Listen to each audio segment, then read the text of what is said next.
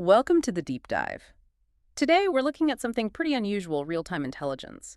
It's October 9th, 2025, around 7:50 a.m. Central Time. That's right. And our listener, Ronaldo J. Aguirre Marcano, who's acting pro se, meaning representing himself, he's given us a heads up. A major heads up. A detailed forecast of a legal move expected tomorrow, October 10th, in a Fort Bend County court down in Texas. So this isn't our usual look back at events. Our mission today is different. We need to analyze this prediction, look for signs of coordination, and really understand a potential preemptive strike in a high-stakes legal battle. And the context here is crucial. Reynaldo is the relator in a legal action seeking relief from a higher court. He claims he's under intense, 247 surveillance. Right, and he has no formal legal training. So his claim is that predicting the other side's exact move for tomorrow, that's impossible without some kind of inside track. Which means if what he predicts does happen tomorrow, it validates his intelligence source, potentially the whole chain of information he says he relies on. It's a huge test. Okay, let's dive right in. Where does this prediction come from? The source material points to a Venezuelan informant. Yeah, described as someone working closely with Diosdado, a significant figure in Venezuelan power structures.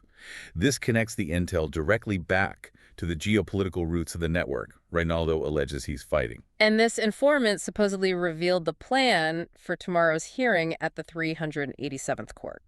What exactly is the predicted move by ACME law? ACME law, that's the realtor's term, sort of satirical, for the coalition of law firms opposing him. Right. The prediction is startlingly specific. Yeah. They will try to get the relator found in contempt of court. Contempt. Okay, that's serious. That immediately raises the stakes because contempt can mean jail time. Potentially, yes. That's the direct threat. For a civil litigant representing himself facing jail based on an intelligence leak, Yeah, not a it's string there. But it gets stranger, right? The reason they'll supposedly seek contempt.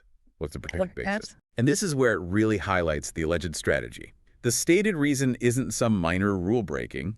It's supposedly because the relator exposed opposing counsel Morgan Hibner's fraud upon the court. Wait, so the argument is he accused our lawyer of deceiving the court, so let's hold him in contempt. That's the claim. Yeah. Essentially, using the threat of jail to silence the person who made a very serious accusation fraud upon the court, which is made under oath, no less. It sounds less like legal procedure and more like neutralization. What would putting him in jail achieve for this alleged network? The source material calls it the perfect solution for them. Jail time hits multiple targets at once. Okay, like what? It silences him completely, stops him posting online, cuts off his communication lines. Including with the informant who gave this warning in the first place. Exactly. It stops him filing counter-arguments. It basically takes him off the board. Yeah. Turns the legal process into, well, physical incapacitation. I have to pause on that. We're analyzing a claim where a U.S. court hearing might focus not on investigating a serious charge of judicial deception, but on punishing the person who raised it. It forces you to consider what the realtor calls the perversion of the legal system. Right. The irony is intense. A court's first duty should be its own integrity, right? Addressing fraud claims seems paramount. You'd think so. But if the focus shifts to jailing the accuser, it suggests priorities are, well, elsewhere. Tactical suppression over judicial integrity. And this ties back to the bigger geopolitical claims he makes. It does, which leads to that very stark quote from the relator. He suggests if this contempt move leading to jail happens tomorrow, it means Diosdado conquered Haiti. Yeah, it's a loaded phrase, obviously, but it captures his deepest fear, that the American system, due process, equal protection, all of that has been co-opted. Turned into something resembling the systems in Venezuela where critics or opponents just get locked up on flimsy pretexts. Exactly. That the system itself is being weaponized against dissent right here. It's a powerful way to frame it. So, okay, let's talk validation. If this specific contempt motion does happen tomorrow, exactly as predicted, what does that confirm? It would confirm coordination on a scale that's frankly explosive. First, it suggests coordination between these U.S. law firms and the external actors Reynaldo claims are behind the network. And second? Second, it implies the Venezuelan informant has real-time tactical access hooks, as the source puts it, right inside the ACME law group. They know the playbook almost as it's being written. And the source material actually names someone allegedly providing this access. It does. It names William K. Adams of the Adams Law Firm. And the realtor explicitly pleads for protection for this individual. Highlighting the danger involved. Absolutely. He stresses the sensitivity, the personal risk for anyone leaking this kind of strategy about a network allegedly trying to jail its opponent. Tomorrow's hearing isn't just a legal event, it's a live test of this intelligence, potentially with life or death implications for the source. Okay, so silencing via contempt is goal one. But the informant apparently revealed a secondary goal, a procedural one. This involves the temporary orders from September 11th. Yes, this is about a major procedural problem for ACME law, or rather, a problem they've created for the realtor. It's about those verbal orders. The ones issued September 11th. Right. Temporary orders usually have a shelf life, maybe 60 days in this jurisdiction. But here we are almost a month later, it'll be 29 days tomorrow, and the judge still hasn't signed the written order. And why is that significant? No signature means... No signature means no appeal. In Texas, you generally can't appeal a verbal ruling. You need that signed written order. So this refusal to sign is a huge due process issue. It traps him. His parental rights are restricted based on the verbal ruling, but he's legally blocked from challenging it in a higher court. Precisely. It's what the realtor calls appellate limbo. It's designed, he argues, to just run out the clock on the 60-day limit without him ever getting a shot at appeal. And it also shields the judge somewhat. Theoretically, yes. As long as it's unsigned, the judge could, in theory, still change their mind. It delays the point where the ruling is absolutely final and subject to appellate review. It forces compliance without recourse. So how does the contempt hearing tomorrow connect to this 29-day delay? What's the secondary purpose? It's distraction. Pure and simple, according to the source. A dramatic contempt hearing completely shifts the focus. Away from the fact that the orders are still unsigned after nearly a month. Exactly. Away from the core procedural problem. Away from the alleged fraud. Everyone's attention gets diverted to the realtor's supposed bad behavior. And then down the line, if questions are asked about the delay, they have a ready-made excuse. When this eventually gets to an appellate court, they could say, well, the delay in finalizing the order, that was because the realtor was disruptive, he was in contempt. It neatly shifts the blame for the stall tactics onto the person being stalled. Even though the realtor says he's been actively trying to get the order signed. He says he's been begging them to sign the order, specifically so he can appeal what he calls an unconstitutional order. This whole deadlock is why he filed a writ of mandamus. Which is basically asking a higher court to compel the lower court to do its job. In this case, simply sign the document. Correct. So if you look at the contempt strategy, if it works tomorrow, it's incredibly efficient from their perspective. 5 birds with 1 stone, essentially. You got it. Potential jailing, silencing communication, discrediting him personally, creating a justification for the 29-day delay, and making sure the fraud allegations get buried under the drama. It's using procedure as a weapon. The coordination needed for that. That's what he means by industrialized, I guess. That's the implication. A highly organized, multi-layered attack. Let's switch gears slightly. There's this paradox. Intense surveillance claimed, yet he's communicating with high-level informants. How does he explain that? Right. It's a fair question. How do you operate under the radar when you believe you are the radar's primary target? His explanation isn't about having better tech, is it? No, not superior funding or hacking skills. He attributes it to what he calls an advantageous observation point. His argument is that over 11 years in Katy, the network exposed him to their interception methods. So being the target actually taught him how they operate. That's the claim. Constant exposure let him study their tradecraft, as he puts it. He believes that because the network is large and needs efficiency, it had to standardize its methods, its tactics, techniques, and procedures, or TTPs. For monitoring, interception, data analysis. All of it. By watching these patterns for over a decade, he believes he learned their specific vulnerabilities, how they handle metadata, maybe encryption weaknesses, predictable communication channels they monitor. And this knowledge allowed him to build something to counter it, this roadrunnerlaw.com platform he mentions. Yes. It's designed not against generic surveillance, but specifically to evade their observed methods. If they look for pattern A, his system generates pattern B, or hides data using steganography, or routes traffic in ways they don't typically flag. Tailor-made evasion based on intimate knowledge of the hunter. Essentially, yes. A zero-trust communication system built from the perspective of the hunted. That helps frame the scale of the legal opposition he describes, this ACME law coalition. It's not just one local firm. No, definitely not. It's presented as a coordinated network across different firms, specializations, even states, all focused on this one case. Who does he name? He mentions Ellie Klein, a partner at Schulstead Roth and Zabel in New York. That's a big corporate finance firm. David F. Hine from Voorhees law firm, RMWBH, which is Texas-based. And the Adams law firm, William K. Adams, the alleged informant contact, and Thomas A. Adams IV, plus others like Gillian Walsh, Michael Hughes. A New York finance lawyer involved in a Texas family law case. That stands out. It certainly suggests significant resources and a multifaceted approach, aligning with his claim of legal harassment and something far beyond a standard custody dispute. He calls it an army of them. And this legal army is the infrastructure needed for the alleged tactics. Constant motions, stalling, procedural traps. That's the argument. The sheer volume and complexity require this kind of coordinated legal firepower. And it underscores why getting inside intelligence, like the alleged leak about tomorrow's contempt hearing, is so critical for someone trying to fight back pro se. The tech evasion is defense. The intel is offense. Okay, back to the legal strategy itself. This legal vaccine system, the Roadrunner law platform, it apparently generated a specific counterargument, a pretty sophisticated one. Extremely sophisticated, based on the description. And it ties directly back to the alleged fraud in the draft orders prepared by Morgan Hibner after the September 11th hearing. Right, the claim that the written draft didn't match the judge's actual verbal ruling. What were the key alleged fabrications? Two main ones are highlighted. First, language about international kidnapping. Which sounds serious. Very. The draft apparently included threats of jail if he took the child internationally. But the realtor points out he has no passport, no custody rights under the current temporary orders. International travel is impossible. So why include it? He argues it was purely to paint him as a flight risk, maybe unstable, to poison the well for any future appeal or review, just manufacturing a perception. And the second fabrication, this one seems key to the counterargument. It is. It involves the request for a psychiatric evaluation. Which the judge had previously denied. Multiple times, according to the source.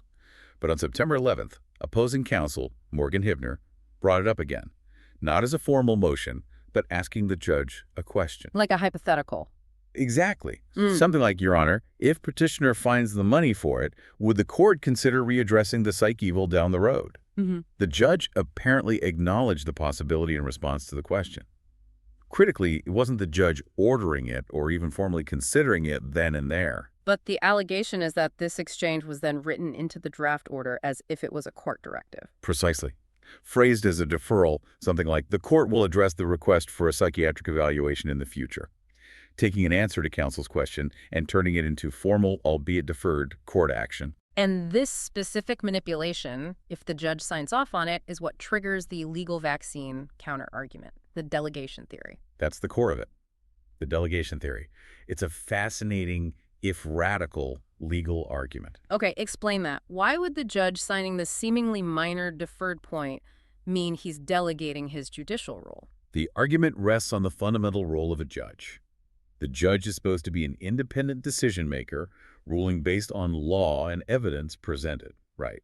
Not just adopting the strategic proposals of one side wholesale. So, because the psychial deferral originated purely from opposing counsel's proactive question, not from the judge's own initiative or a properly argued motion. If the judge signs the order containing that language, the argument is that the judge isn't making an independent judicial decision on that point. Instead, they're effectively rubber-stamping Morgan Hibner's litigation strategy and timeline into a court order. They're letting counsel dictate the terms of a future court action rather than the court retaining control. That's the essence. The judge, in this view, surrenders their role as the objective arbiter on that specific issue and becomes, unwillingly or not, an executor of one party's procedural plan. It's presented as a failure of judicial independence. Wow. That's a deep cut into judicial ethics and the separation of powers. You're not just saying the judge made a mistake. You're saying the judge stopped being the judge on that point. It's a profound claim that the judicial function itself has been improperly delegated or perhaps abdicated to a litigant's lawyer. It's easy to see why the realtor is hesitant to file this himself. Yeah, he mentions fearing it sounds crazy, which presumably plays into past attempts to question his stability. Right. It lacks obvious precedent, it's highly theoretical, and it directly challenges the judge's conduct. So he wants the informant to get it vetted by a competent, independent lawyer first. To see if the delegation theory is actually legally sound before deploying it. Exactly. Okay. Because if it is sound, it's potentially a devastating critique of the process. If it's not sound, it could backfire spectacularly and just provide more ammunition to discredit him. It's a high-risk, high-reward legal concept. This whole situation is rife with alleged procedural abuses. Let's talk about getting the court record. The transcript needed to even prove the draft order fraud. Yeah, the obstruction there seems multi-layered, according to the source. First, the timing. He needed the official transcript from the September 11th hearing to compare against Hibner's draft. Standard procedure, you'd think. But he was told it would take 14 business days to produce. That's basically 3 full weeks. And the temporary orders he's fighting only last 60 days total. Right, so by the time he gets the transcript, nearly half the lifespan of the orders could be gone. It makes using the transcript to fight the orders within that tight time frame almost impossible, unactionable as he puts it, a delay tactic. But then just paying for the transcript became an issue. This is where it gets really weird. He tried to pay the invoice using Zelle, linked to his Chase bank account. Chase locked his account, not once, but twice in an hour after trying the payment. So he switched methods. Tried PayPal. Yes. And he notes the irony here. Given his investigation targets what he calls the PayPal Mafia. His 15-year-old PayPal account was immediately locked, too, upon attempting the payment. So 2 different major financial platforms block payment for a court transcript that could potentially expose fraud. That does seem like an interesting observation, as he calls it. Highly suspicious, suggesting targeted financial interference to prevent him from obtaining evidence. And there was something odd about the payment instructions themselves. A huge red flag, according to the realtor. The invoice came from an official Fort Bend County email, a proper .gov address. But the payment instructions? Not to an official county account. No. It requested payment via a personal Zelle account, listed under the court reporter's individual name. A government service demanding payment to a private account. Exactly. He flags this as completely improper for U.S. government procedure, something you might expect in, say, Venezuela, where lines between public office and private gain can blur. A recipe for disaster and potential corruption right within the court's administrative process. This pattern of standardized, maybe even predictable obstruction links back to his idea of industrialized crime, the McDonald's analogy. It's a good analogy for understanding methodology. McDonald's needs extreme standardization for mass production. Similarly, he argues, a large-scale criminal operation needs standardized TDPs, tactics, techniques, procedures to process many targets efficiently. But that standardization creates weaknesses, footprints. That's the key insight.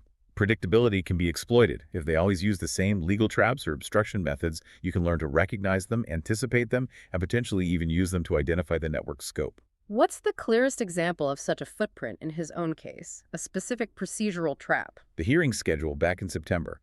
He points to the scheduling of the initial hearing on September 8th and the continuation on September 11th. Okay, what's the trap there? Texas rules require, he states, 3 full business days notice to file objections. Scheduling the continuation only 2 business days later, except 9th was a Saturday maybe, or just counting business days, 9th, 10th, made it mathematically impossible to meet that deadline. They built the impossibility into the schedule itself, engineered denial of due process. That's the assertion. And the punchline is what happened in court, when he tried to object anyway, despite the impossible timeline. The court sided with the other side. Yes, sustained the objection to his objection, and the judge reportedly said, due process also requires that you give her proper notice. Okay, so due process works both ways. Wow. Using the concept of due process to shut down someone whose due process was structurally denied by the court's own schedule. He calls it a profound abuse of discretion, creating the violation, then blaming the victim for it. If this TTP, the scheduling trap, is standardized, how does he suggest investigators find other instances? He proposes a concrete detection method.